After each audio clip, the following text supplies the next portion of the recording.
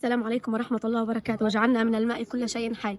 اليوم بتبرع كريم من الإخوة جمال وطارق وعبد الله وزبير والدكتور جمال والدكتور عبد الله والدكتور زبير وليلى وأبصار وطارق وحسام وعرفان وأسامة وبشار وكريم.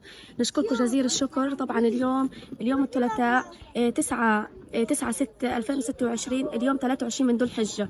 اليوم تم توفير شحنية مياه لأهلنا النازحين في شمال قطاع غزة. نشكركم جزيل الشكر. إن شاء الله ضلكم متواصلين معنا توفير شحنيات المياه إلى أهلنا النازحين في شمال قطاع غزة. شكرا، بارك الله.